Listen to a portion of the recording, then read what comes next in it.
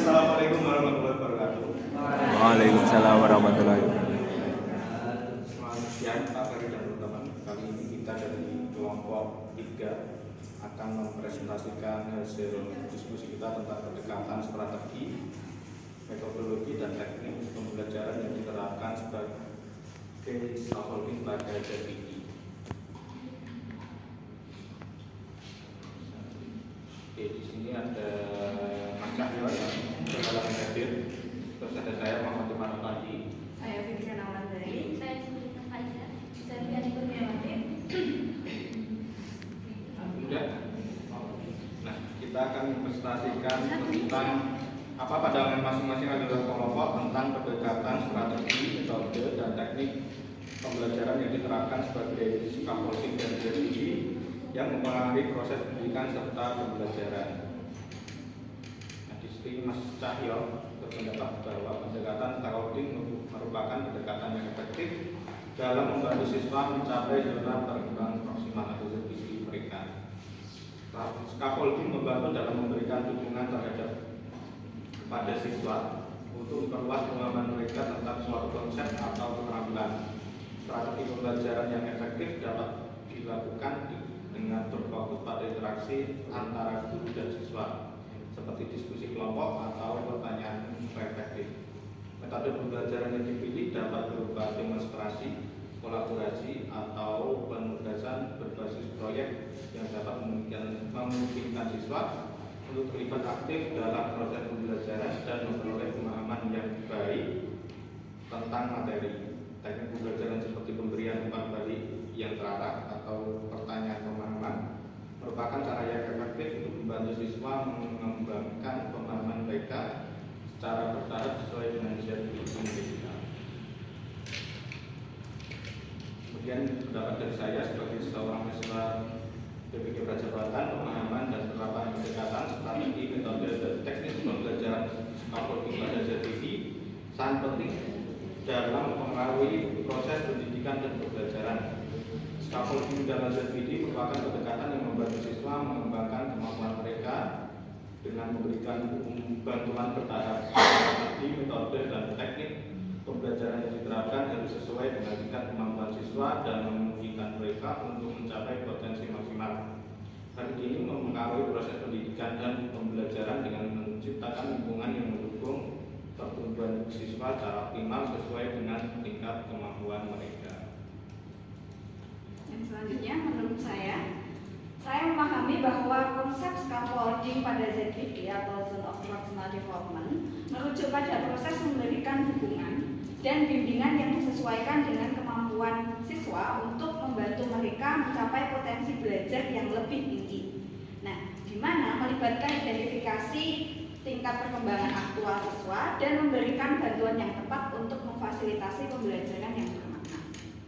Penerapan scaffolding pada ZPD melalui pendekatan strategi, metode, dan teknik pembelajaran yang tepat dapat memiliki dampak positif yang luas pada proses pendidikan. Hal ini dapat meningkatkan keterlibatan siswa, memfasilitasi pemahaman yang mendalam, dan mendorong pengembangan kemampuan berpikir kritis dan kreatif.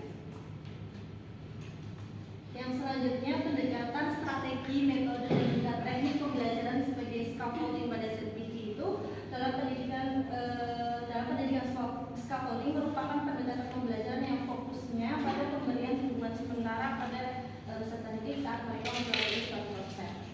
Dan dukungan itu diberikan dalam ZPD, yaitu tentang kemampuan di mana peserta didik itu dapat belajar dengan bantuan orang lain hingga mencapai potensi maksimalnya. Nah, pendekatan scaffolding ini terbukti efektif untuk meningkatkan proses pendidikan dalam pembelajaran. Yang pertama, bisa meningkatkan motivasi dan keterlibatan belajar. Yang kedua, meningkatkan pemahaman dan juga retensi. Yang ketiga, mengembangkan keterampilan berpikir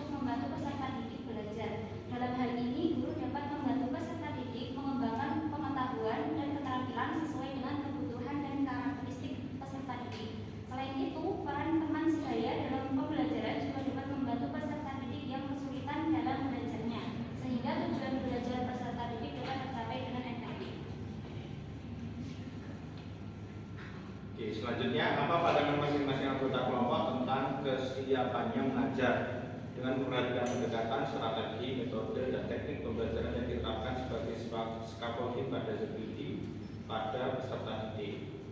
Di sini Mas Cahyo berpendapat bahwa saya merasa cukup siap untuk mengajar dengan scaffolding pada ZPD. Tetapi masih ada proses belajar dan mengembangkan keterampilan saya. Saya merasa perlu untuk terus meningkatkan pemahaman tentang berbagai pendekatan, strategi, dan metode pembelajaran yang sesuai dengan ZPD. Namun saya merasa optimis karena saya berkomitmen untuk belajar dan berkembang sebagai pendidik yang lebih baik. Nah, terus di sini dalam konteks scaffolding pada ZPD, seorang guru perlu mampu mengidentifikasi tingkat kemampuan peserta didik dan memberikan bantuan pada atau dukungan yang tepat sesuai dengan ZPD mereka. Guru harus mampu menyesuaikan pendekatan, strategi, metode, dan teknik pembelajaran agar sesuai dengan ZPD tadi. Hal ini memungkinkan ZPD untuk belajar dengan maksimal dan mencapai potensi terbaik mereka. Memahami konsep scaffolding pada ZPD merupakan langkah awal yang penting untuk menyiapkan diri untuk mengajar dengan efektif. Dengan memperhatikan berbagai aspek dalam pendekatan, strategi, metode, dan teknik pembelajaran yang diterapkan, seorang guru akan mampu menciptakan lingkungan belajar yang kondusif, mendukung perkembangan peserta didik, dan meningkatkan kualitas pembelajaran secara keseluruhan. Yang selanjutnya, nah, saya merasa sangat siap dan termotivasi untuk mengajar dengan memperhatikan konsep scaffolding pada ZPD. Saya mempelajari dan memahami dengan baik konsep scaffolding pada ZPD, termasuk bagaimana pendekatan, strategi, dan metode dan teknik pembelajaran dapat diterapkan untuk mendukung perkembangan optimal siswa. Selama proses pembelajaran, saya memiliki kesempatan untuk mempraktikkan penerapan scaffolding pada ZPD dalam berbagai konteks. Saya mengembangkan keterampilan dalam merancang dan mengelola pembelajaran yang responsif terhadap kebutuhan siswa. Saya memiliki keinginan untuk terus belajar, mengembangkan pengetahuan dan memperkaya keterampilan saya dalam menerapkan scaffolding pada ZPD. Saya juga sadar bahwa pembelajaran adalah proses yang berkelanjutan. Selanjutnya, sebagai calon guru dan juga mahasiswa PBG, saya terus belajar dan juga berkembang. Saya memiliki akses ke sebagian informasi dan data tentang pendidikan, termasuk di dalamnya tentang scaffolding dalam ZPD ini. Saya dapat memproses informasi dan juga menggunakannya untuk mengembangkan pemahaman saya yang lebih mendalam tentang pendekatan ini. Saya yakin bahwa saya memiliki potensi untuk menjadi guru yang efektif yang dapat menerapkan scaffolding pada ZPD dalam pembelajaran saya. Saya siap dan saya akan terus belajar karena dengan scaffolding ini keterlibatan siswa meningkat dan juga memfasilitasi pemahaman yang lebih mendalam, juga mendorong pengembangan kemampuan berpikir kritis dan juga kreatif. Selanjutnya, mengenai kesiapan saya menerapkan scaffolding pada ZPD dalam pembelajaran adalah harus siap, karena sebagai guru seharusnya menciptakan pembelajaran yang efektif sehingga setiap peserta didik dapat mencapai perkembangan maksimalnya. Untuk mempersiapkan pembelajaran dengan scaffolding pada ZPD, saya akan terus belajar dan mengimplikasikannya dalam pembelajaran agar dapat melakukan refleksi dan evaluasi untuk menciptakan pembelajaran yang efektif bagi peserta didik. Selanjutnya, apa persamaan dan perbedaan pandangan tentang pendekatan, strategi, metode, dan teknik pembelajaran yang diterapkan sebagai scaffolding pada ZPD yang mempengaruhi proses pendidikan yang dimiliki?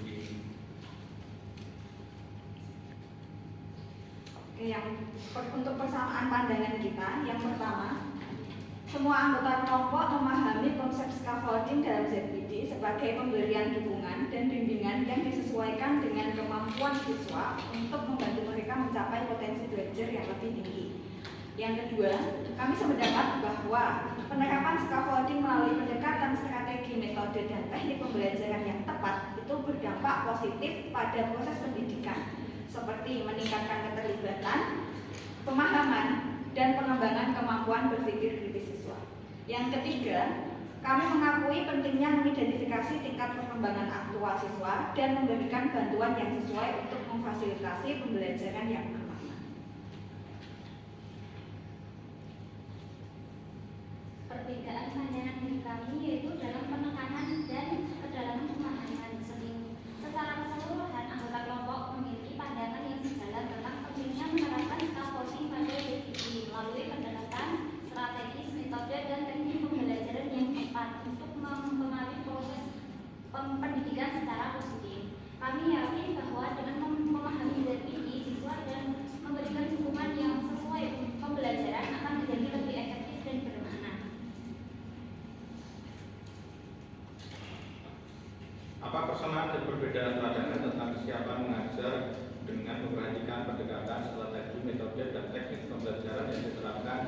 sebagai scaffolding pada ZBD yang pada tradisi yang dimiliki.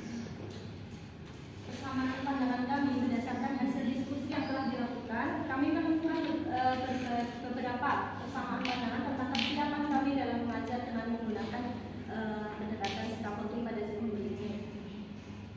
Jadi sebagai seorang calon guru, kami menyadari bahwa konsep pendekatan scaffolding ini cukup penting dan juga harus dikuasai sebagai bentuk upaya untuk mewujudkan pembelajaran yang lebih efektif. Oleh karena itu, kami memang sudah seharusnya merasa siap dan harus siap untuk mengimplementasikan konsep pendekatan ini kapanpun dan dimanapun dalam pembelajaran. Ada banyak sekali pendekatan, strategi, metode, dan teknik yang dapat dilakukan sebagai bentuk upaya scaffolding untuk meningkatkan kemampuan belajar peserta didik dan tetap memperhatikan ZBD yang dimiliki oleh peserta didik. Kemudian Untuk perbedaan pandangan kami, tidak ada perbedaan yang cukup berarti mengenai pandangan kami terhadap kesiapan mengajar dengan metode scaffolding ini. Perbedaan yang ada hanyalah mengenai penekanan pernyataan kesiapan, alasan, dan bagaimana keberlanjutan dari proses belajar yang telah berlangsung saat ini. Oke, terima kasih. Apakah ada pertanyaan ataupun tanggapan dari teman-teman ataupun Pak Sden? Menerapkan ZBD ya, intinya di sini tadi ya. Kalau yang topik 6, terkait isu-isunya, berarti memang penerapan ZBD ada di topik 5. Nah, pertanyaan saya yang sisi kemarin Pak Sden sudah menerapkan ZBD belum di kelas akhirnya. Untuk kepentingan puas kan?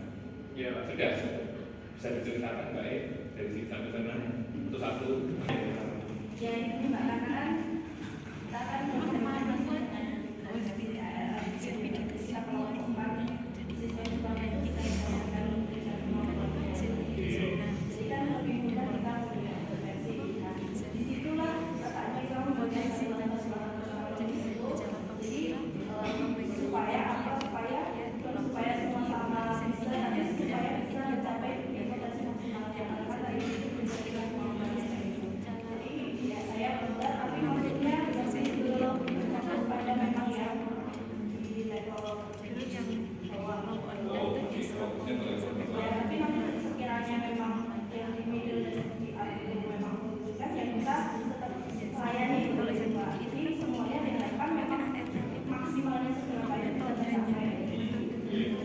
Berarti tidak ada hasilnya kamu boleh dengan menerapkan ZBD kemarin ya.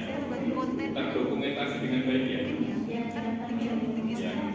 dokumentasinya itu ada dan seandainya nanti pas menyusun kalau puas berarti apa? Sebenarnya kemarin sudah ngapain aja? SDM. Kenapa? Bantuan.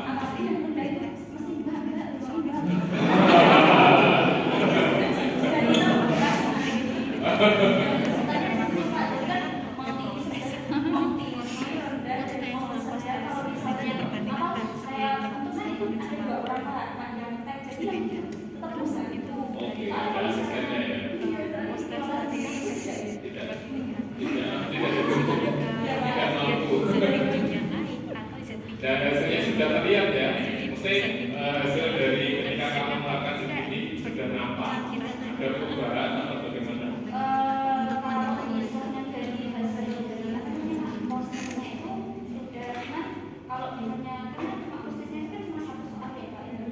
Tapi kalau misalnya soal yang harus diverifikasi mungkin belum terlalu Belum terlihat. Ya artinya kan kamu apa yang kamu laporkan nanti kan ada sesuatu yang berhasil. Ya cuma satu soal kalau itu sudah berhasil itu oke. Yang penting kan kamu ada treatment, ada hasilnya. Itu yang nanti kamu ceritakan ketika bikin paper dibuat dan ada sesuatu yang kamu hasilkan. Oke. Terus untuk saya untuk penerapan scaffolding pada ZBD itu sudah saya lakukan ketika saya mengajar anak itu. Nah, untuk mengetahui ZBD anak itu saya Google Form dulu Pak. Google Form. Ya, Google Form dulu kan di situ saya mengetahui karakter anaknya seperti apa, sebenarnya seperti apa, kemudian latar belakangnya seperti apa itu saya tahu dari Google Form. Tapi kemudian itu kan secara umumnya latar belakang atau ZBD di anak secara umumnya. Kemudian saya melakukan pretest terlebih dahulu untuk mengetahui kemampuan mereka. Nah, itu saya menggunakan quizzes. Kemudian habis itu saya membentuk kelompok menerapkan TAL juga itu sesuai dengan kemampuan mereka.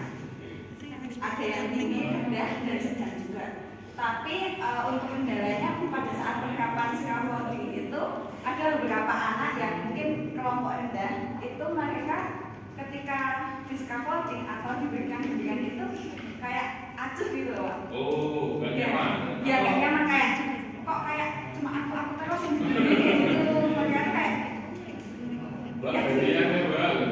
nah, aku pindah sana kayak gitu. Kamu tertolak atau ditolak? Gimana ya?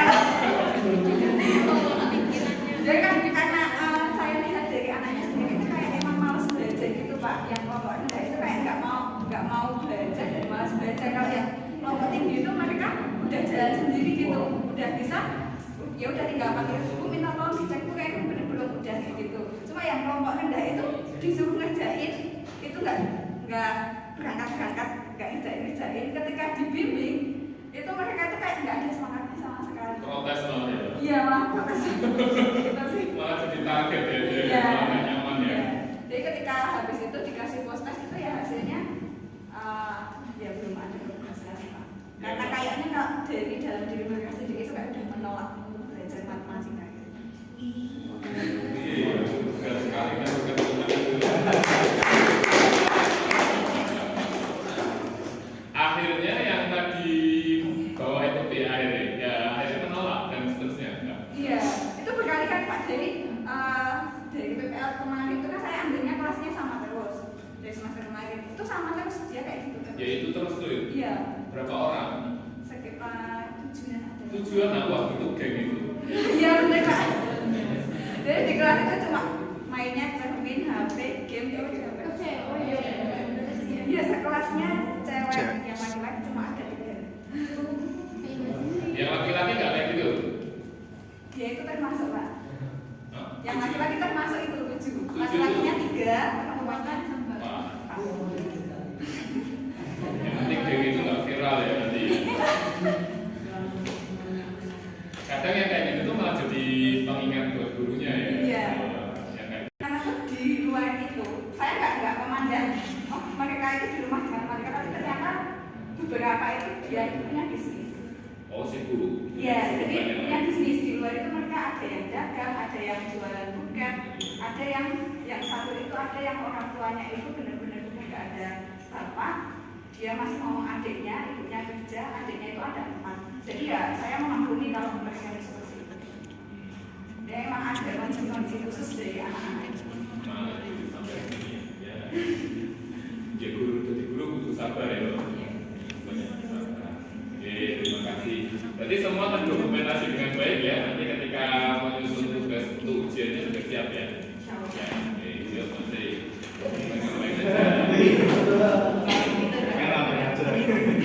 Makan doang kamu ya. Ya, karena memang banyak kajian kemarin ada diferensiasi KLL, CRT dan terakhir scaffolding itu ini juga sangat membantu karena yang pertama kita PPL tepat di sama di SMK kita punya beberapa kemampuan, terus tes diagnostis dan dulu juga bisa kita pakai untuk mengetahui bagaimana kemampuan ataupun gaya belajar itu juga bisa kita tahu di semester 1. Terus PRL juga membantu bagaimana kita mengetahui teman-teman di sekolah itu kemampuannya seperti apa. Terus ini dilanjut lagi pakai scaffolding bagaimana kita memberikan bantuan. Terus kalau sudah bisa ya kita biarkan mereka mandiri. Nah, dari proses khususnya ketiga ini diferensiasi KLL dan scaffolding ini tentu karena kita di kelas yang sama dan tentu murid-murid juga terkadang udah bosan cek video proses kurikulum merdeka itu ya tentu ada peningkatan seharusnya ada dan Tidak terlihat atau terlihat peningkatannya itu terlihat Pak, karena memang dari awal kan, dari kita semester 1 udah berapa siklus itu 4 ini kita lagi dengan treatment berdiferensiasi KRL terus scaffolding itu saya kira sukses lah. Wah,